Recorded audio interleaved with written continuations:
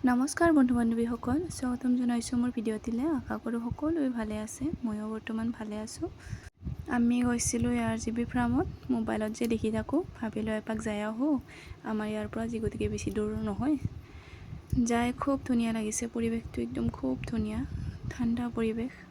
ভাবিলোঁ আপোনালোককো অকণমান দেখাই দিওঁ। কেইটামান ক্লিপ লৈ থোৱা আছিলে।